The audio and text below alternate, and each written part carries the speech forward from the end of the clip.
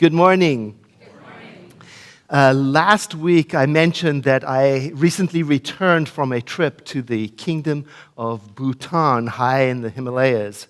And I visited Tiger's Nest. I brought a photo so you can have an idea of it. It's a temple perched up on the side of a hill. Tiger's Nest is like Mecca is to Muslims. It's like the Vatican is to Catholics. And the idea is that the central figure, the central spiritual figure of Bhutanese Buddhism, Guru Rinpoche, he's said to have meditated in a little cave up there for 3 years, 3 months, 3 weeks, 3 days, and 3 hours. And that was in the 8th century. And then round about the 1690s, I think 1692, this temple complex was built, hugging the hillside around that cave with all of these different temples inside. It's very difficult to get there. It's muddy and it's steep and it's down and it's left that way. The path is not made easier on purpose, so that the journey there is a true pilgrimage. So the Bhutanese who go there, you've got to go there at least once in your life if you're Bhutanese. They also make annual pilgrimages over there. It's very, very important. And when you get there, you can't take anything in. No cameras, no cell phones, no water bottles, no backpacks, no sweaters wrapped around you. Just you and your body and your intention. You can go into Tiger's Nest. So 20 travelers along with me, and we went up there, and it was raining. It was muddy. And so we got there eventually, and we had prepared ourselves before we left. We learned in advance the prayer that is sacred to Bhutanese Buddhists, as sacred as the Lord's Prayer is to Christians or the Shema Israel is to Jews, that kind of sacred prayer. And so when we were sitting in one of the alcoves inside of Tiger's Nest, we were reciting that prayer, the Vajra Guru mantra, according to the tradition of 108 times. And the guide was sitting there, and he was so moved by our willingness to show respect and learn his tradition. There were just tears streaming down his face as we were saying the prayer together. Now, it turns out that the grandnephew of our guide was recently installed as the High Lama of Tiger's Nest. Now, I'm guessing that's something like a bishop or a cardinal of a whole district. It's a very high station. And our guide was not able to attend the installation of his grandnephew as the High Lama because at the time he was in the United States, coincidentally sitting right here in our own sanctuary. Yeah. So when we got to Tiger's Nest, our guide took with him the traditional gift for such significant occasions. It's a white scarf along with a donation from the family. And when the High Lama heard that we were visiting with his great uncle, he asked to see us. All 20 of us. He invited all of us in all of our mud into the inner sanctum where nobody goes. Now, in Bhutan, it is customary for us ordinary folk to serve monks. Monks don't serve people. We serve monks out of respect for their dedication to their spiritual practice. So they don't typically wait on other people. But this time, something very special happened. It turns out that someone had donated to the 5 monks who live up in Tiger's Nest an espresso machine.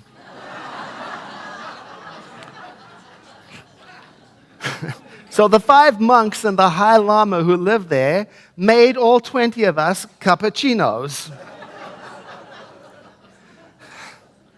Not only that, But the High Lama sat me and the other clergy who were on the trip with me on the High Lama throne, the position of highest respect.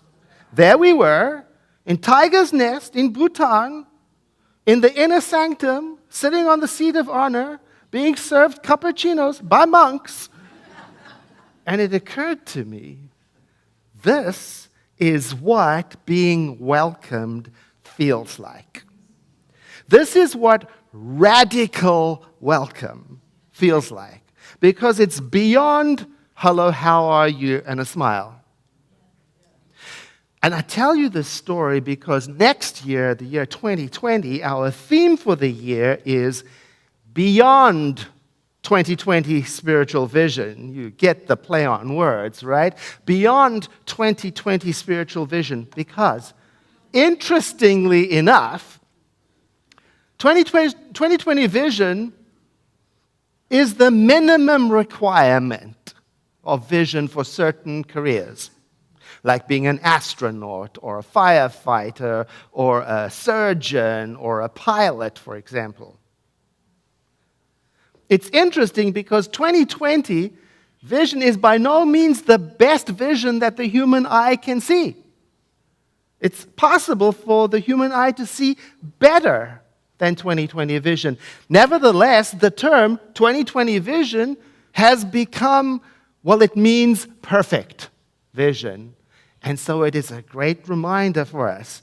Don't settle for average. Be mindful of what the societal mind says is the best you can attain, especially when it comes to spiritual living, where we are interested in looking deeper, reaching higher, and seeing more clearly what is true so that we do not become hypnotized by the chaos of ordinary. Now, our community, we strive to be a welcoming community, and we've even formed a team that is currently studying how to do that better, because we want to go past 2020 welcoming. We want to do better than that. We want to go much further than a friendly greeting and a smile, to something so genuine that people feel the same kind of welcome that I felt from the Lama in Tiger's Nest, even though we didn't speak the same language and we don't share the same faith tradition, and we may never see each other again. One of the sustaining families of our center, Anne and Kevin Hutchinson, wrote these words about our center. The center provides a haven for people of any or even no belief system, for people at any stage of spiritual growth. All are welcome at the center.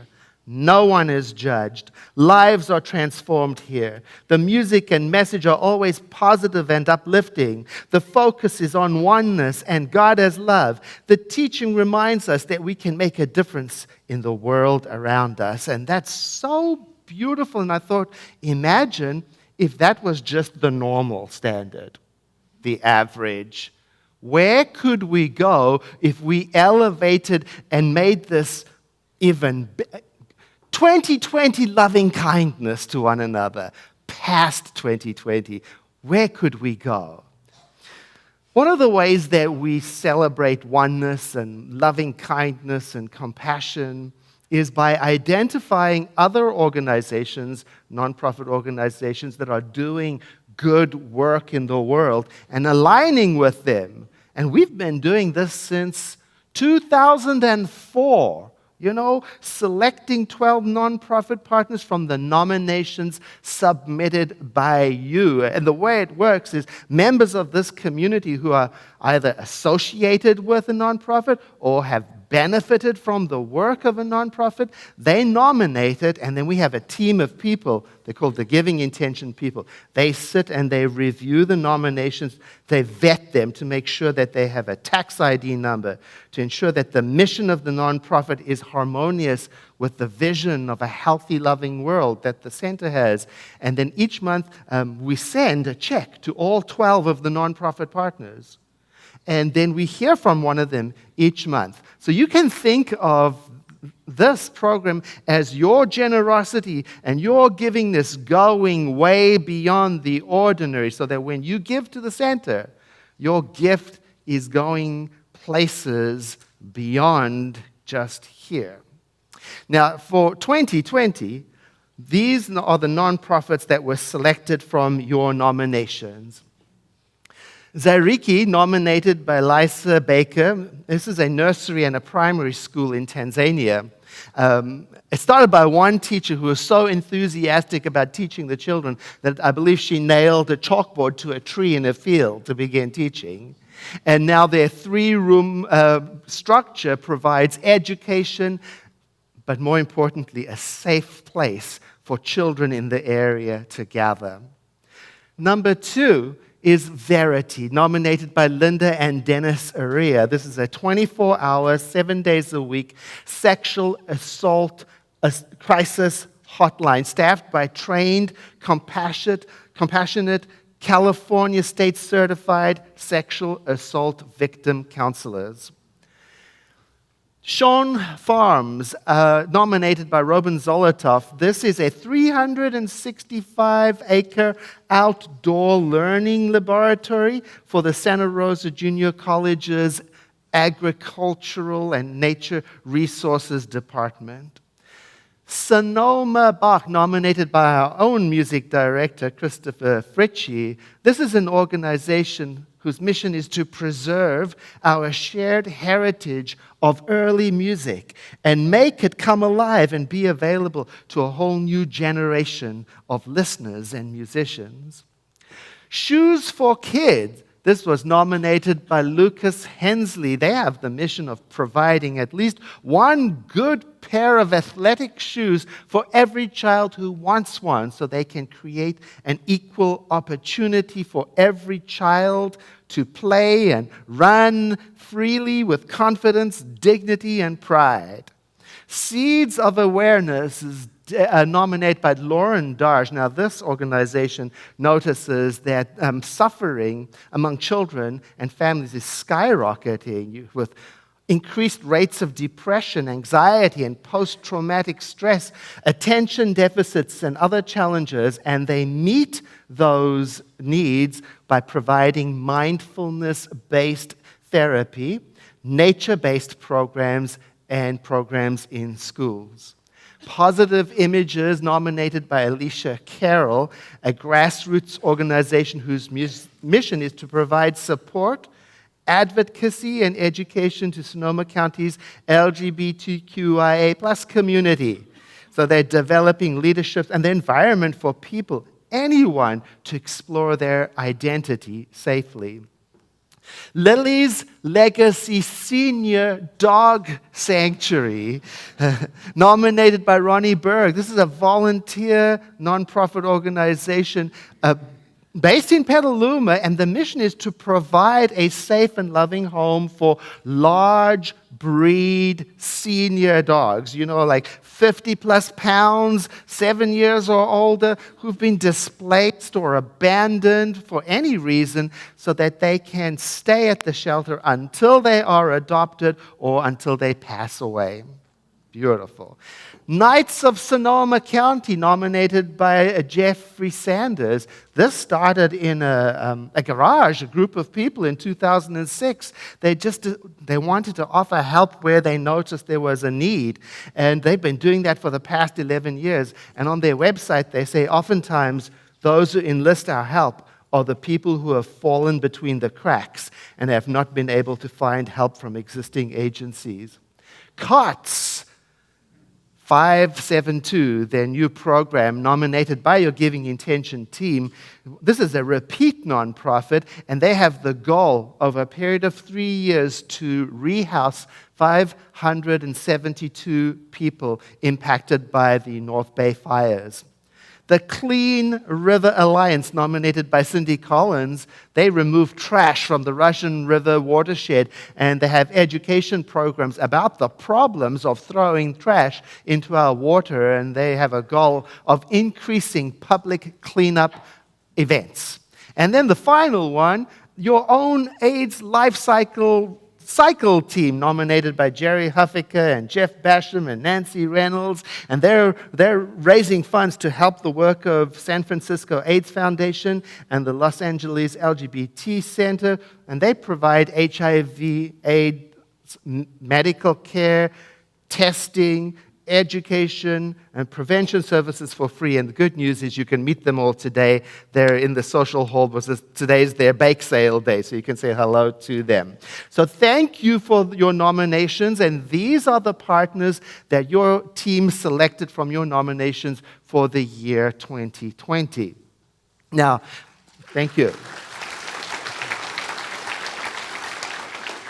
There are a lot of benefits in doing this program. One of them is that it helps connect us, the individual givers who sit in these chairs, with the programs in the world beyond us that are resonating with the work that we are doing in the world. And it also gives us the opportunity to fulfill that part of the spiritual practice which is called sacred service, volunteering. So think of it as an extension of your very good habit of giving. Think of it as your loving kindness going beyond the ordinary and doing what you and I can't do by ourselves.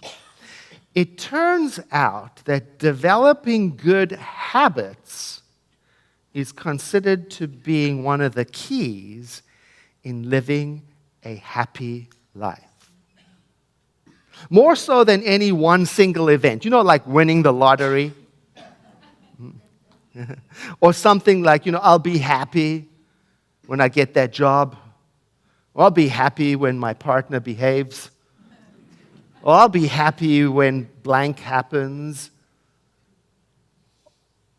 A study from Northwestern University shows that while such things as these and one-time events do make us happy, lasting happiness, on the other hand, is connected with lifelong habits. The study compared the happiness levels of regular people with lifelong habits to the happiness levels of people who won the lotto in that moment. And they discovered that the levels were identical. So event-based happiness may not last a long time, but it turns out that happiness earned through lifelong habits is enduring. It turns out that happy people have habits that we can learn from. And I read an article by Travis Bradbury in Quartz magazine, and he suggested that happy people have these 11 habits that we could mimic and benefit from. I'm just going to list 4 of them for you because I think they're relevant to the message. Guess what the first habit is? Lifelong habit of people who are happy. Guess what it is? They spend money on other people. Ha! Because it makes them happier spending it on others than it does spending it on themselves. And this, it turns out, is especially true of those small things, like when you go out of your way to find that book for your friend that you know he's passionate about, and it's on the other side of town. While I was in Bhutan, I was walking around with the guide, and I noticed in one of the cars there was a seat cover woven from yak wool with the elements of Bhutanese culture, and I was dazzled by it, and I oohed and ahed about it. Little did I know that later, that same day, the guide, after the program was finished, drove to another city entirely to pick up one for me that had been gifted to him by one of his teachers. Now I have to buy a new car to fit the covers. The second lifelong habit of highly happy people is that they have deep conversations, because they know that happiness and substance go hand in hand. They're interested in other people. They engage with other people on a deep level because they know that doing so is medicine for the soul. They know how to listen. They know that these connections build emotional depth. that embrace complexity, and it's a wonderful way to support and learn about people. The third lifelong habit of very happy people: they help others. Because not only does that make them happy, but it also makes others happy. Here's a quote from the article. In a Harvard study, employees who helped others were 10 times more likely to be focused at work and 40% more likely to get a promotion. The same study showed that people who consistently provide social support were the most likely to be happy during times of high stress. As long as you make certain that you aren't overcommitting yourself, helping others is sure to have a good influence on your mood and on your life and your mind and your heart and your family. The fourth lifelong habit of highly happy people is that they do things in person, not on the internet. Because the human brain, the human condition is wired for in-person interaction. So happy people are the ones who will jump at the chance to drive across town, to see a friend, to meet face-to-face, to have coffee because it makes them, well, it's medicine for their soul. In other words, they show up just like you are doing right now. It's true that we have wonderful access to our message on the radio program and through our free videos. I love that we make that available.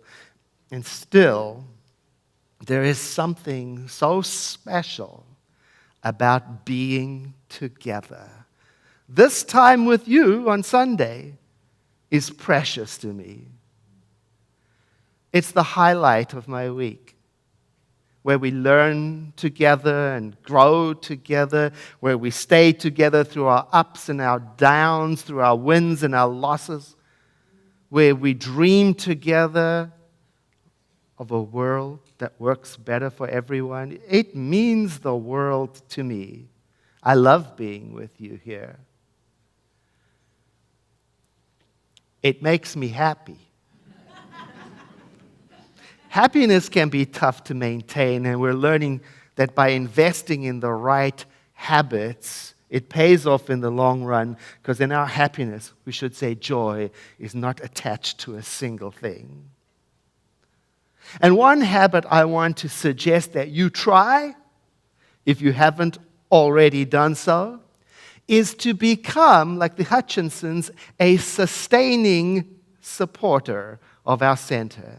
And what that means is shifting from a casual relationship with your center to an intentional one, saying a deeper yes, saying I can be counted on, declaring a closer relationship. A sustaining giver is one whose giving is sustained whether they're in attendance or not. They can be counted on. Now, the way you do it is pretty easy. Fortunately, it's Giving Intention Month this month. And that means we're going to ask you to let us know how much you plan to give to the center in the year 2020. If you tuned out right now, tune back in. This is for you. The first step is to complete a giving intention form. And if you didn't receive one in the mail, you can pick one up in the social hall. It looks like this. Now, the thing is, when you complete your giving intention form and you turn it in on any given Sunday in October, you will receive 2 gratitude gifts from your center. The first being this beautiful booklet, Beyond 2020 Spiritual Vision, with 365 affirmative statements for every day of the year 2020 to guide you through the next year, keeping your vision high and sharp and clear and better than 2020. The second gift is a concert given by one of this year's nonprofit organizations, the Santa Rosa Symphony Youth Orchestra Chamber Players. They're coming to our center to perform right here, to play specially and only for you who turn in a giving intention card. Yeah. You can't buy a ticket to this concert, and you can't bring a guest. It's exclusive. And the nice thing is that the young musicians will be milling around when we're serving snacks so you can meet them and talk to them and see their instruments. It's going to be spectacular. You pick up this card, you drop in your name so we have a record of your attendance, and you keep that for the reminder. And finally, when you have turned in your giving intention card, what happens is we create a record for you.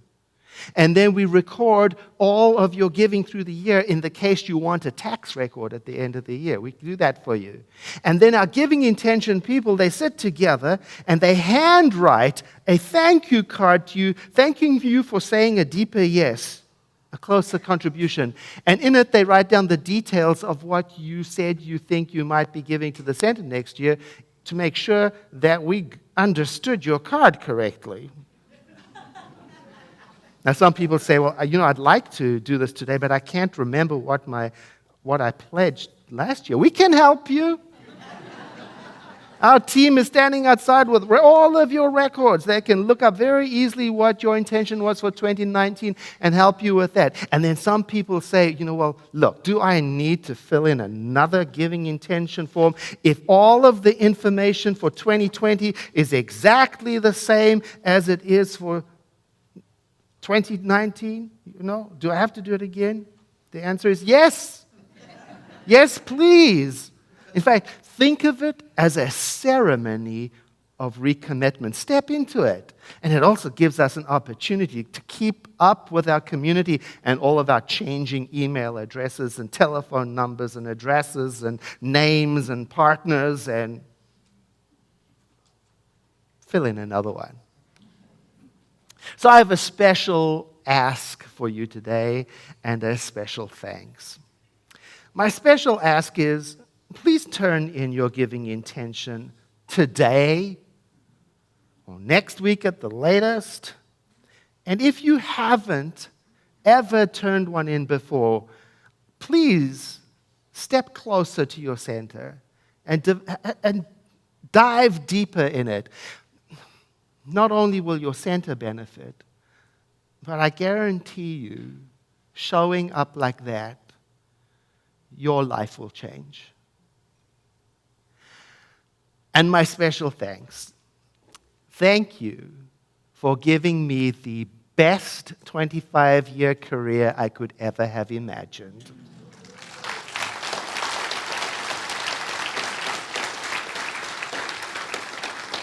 I've circulated a prayer to all of our practitioners, all of our trustees, all of our staff, all of our giving intention members, and I share it with you today so that we can get behind, together as a community, get behind the idea of a successful giving intention program so that we can get on with the business of doing church.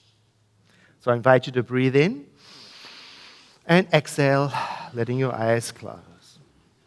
Join me in knowing that this is a universe of giving and receiving, a system of giving and receiving,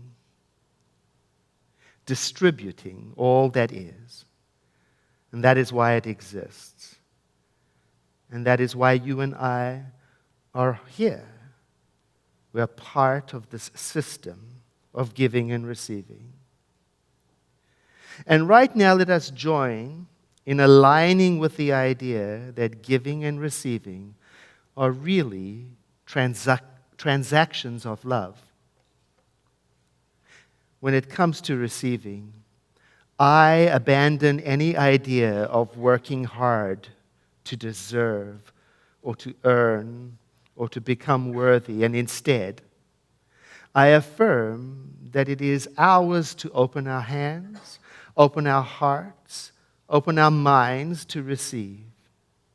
Through this prayer, I am opening my mind and my heart to being a receiver of good for myself, for my community, for our staff, for our trustees, for our children, for our practitioner community. And I do this so that I can be as committed to receiving as I am to giving.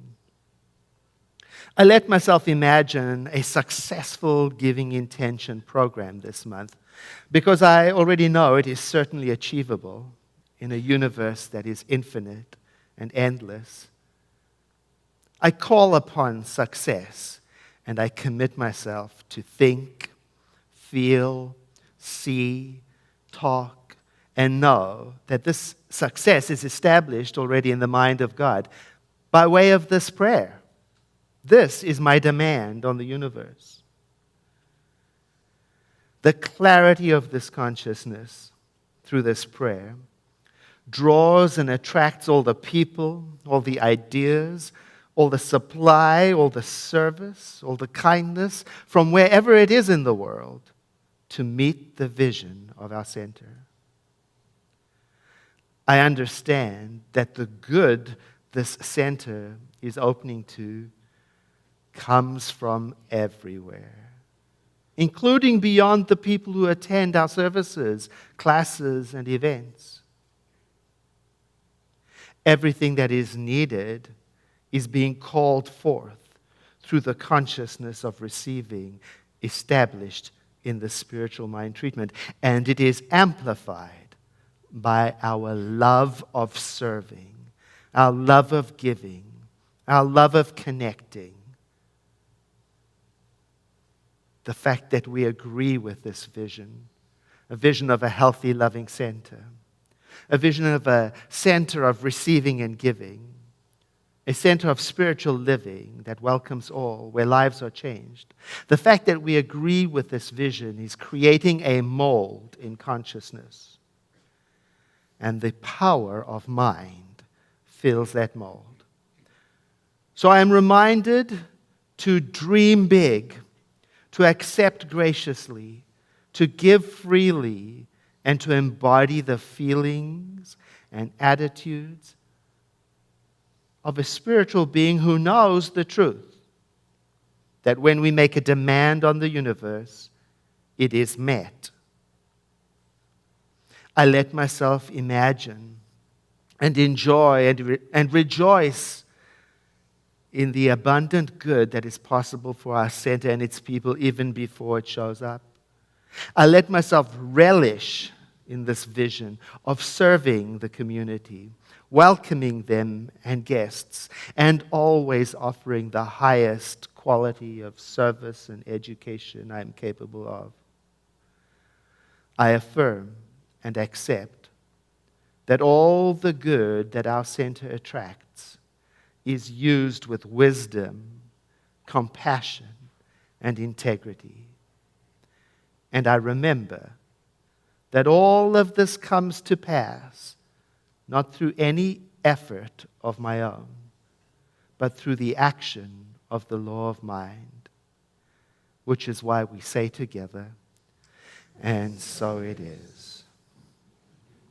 I invite you to take a deep breath in with me, followed by a sigh.